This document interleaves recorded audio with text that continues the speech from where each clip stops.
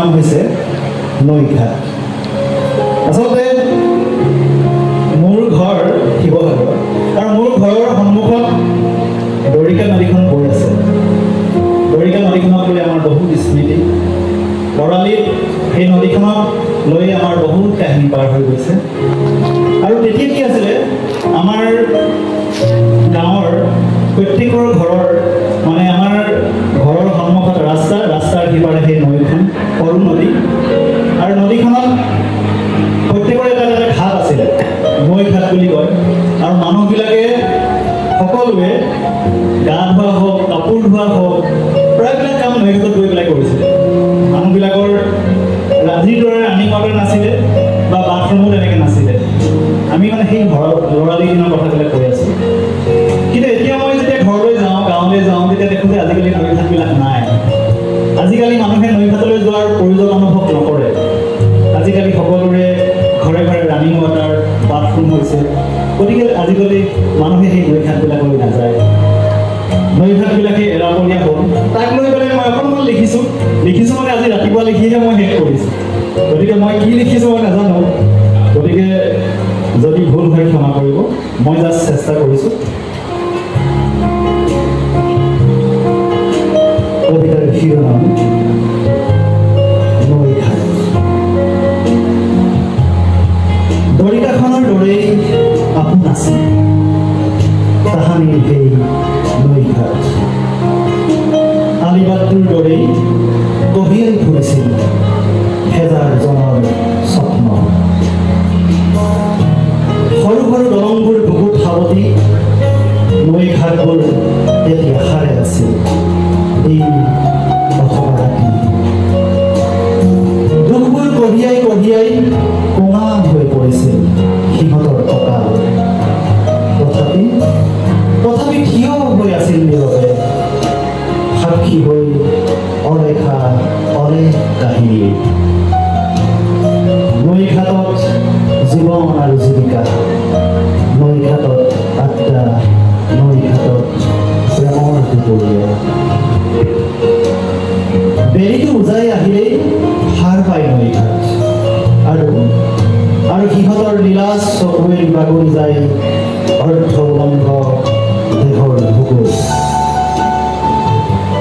সিদিনা আবেলিটো পুৰত হৈ নামিছিল বুকুলৈ, উকিয়াই উকিয়াই খেদাই গৈছিল দুপৰৰ দুখ। সেউজীয়া হৈ নামিছিল ৰাতিৰ আকাশ। আজিকালি নৈখন বৈ থাকে নীৰৱে নীৰৱে। জীপাল ঘাটবোৰ জয়াল হয়, মানুহবোৰ স্বাৰ্থপৰ হয়। এতিয়া ঘাটবোৰে উচুকি থাকে দূৰৈৰ পৰা নীৰৱে হাত পাব দিনতে। আৰু মোৰ বুকুৱেদি উজাই আহে এজাক দুখৰ বৰষুণ। ধন্যবাদ। কবিতাৰ শিৰোনাম বহু দিনৰ মূৰত তোক দেখিলোঁ। কেতিয়াবা ভাল লগা কোনোবা থাকে, হঠাৎ হেৰাই যায়, লগ পোৱা নাযায়। বহু দিনৰ মূৰত, বহুত বছৰৰ মূৰত হঠাৎ কেতিয়াবা লগ দেখিলোঁ। এই অনুভৱেৰে লিখা মোৰ এই কবিতা। কবিতাৰ শিৰোনাম বহু দিনৰ মূৰত তোক দেখিলোঁ। বহু দিনৰ মূৰত তোক দেখিলোঁ, চেৰেংকৈ ধুমুহা এজাক পাৰ হৈ গ'ল মোৰ মূৰৰ পৰা ভৰিলৈ। কপহুৱা মনটোৱে বহাগৰ বুকুত স্মৃতিৰ কবল খান্দিলে। বেবেৰিবা মুখা হেতাই তোলপাৰ লগালে অতীত। পহিলা বহাগৰ জুই লগা আবেলিটোৱে বুকুৰ বিষৌখন শুকুৱাই পেলালে। অহৌবলীয়া বতাহ হেঁচা দিয়ে মনটো উৰুৱাই দিলে।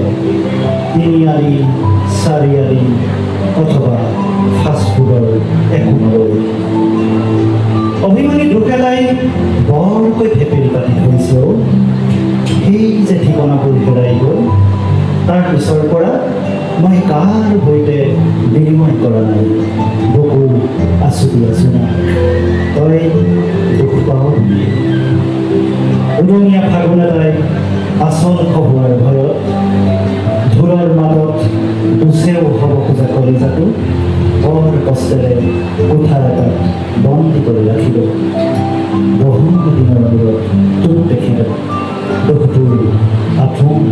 ধন্যবাদ।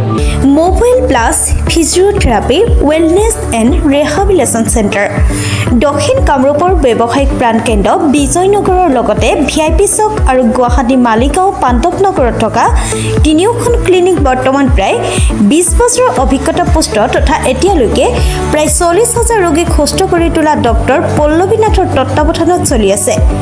এই ফিজিঅ'থেৰাপি চেণ্টাৰ তিনিটাত বৰ্তমান অভিজ্ঞ ডক্টৰৰ দ্বাৰা যিকোনো জটিল ফিজিঅ'থেৰাপি চিকিৎসাৰ লগতে যিকোনো ৰোগীৰ ঘৰলৈ গৈ চিকিৎসা সেৱাৰ সুব্যৱস্থাও ৰাখিছে।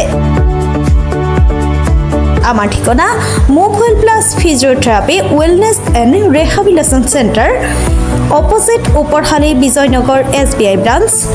আমাৰ VIP চকৰ ঠিকনাটো হ'ল VIP chowk near VIP bus stop Borjhar Guwahati.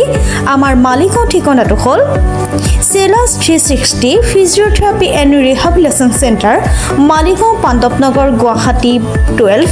আমাৰ যোগাযোগ নম্বৰ হৈছে 8011744696।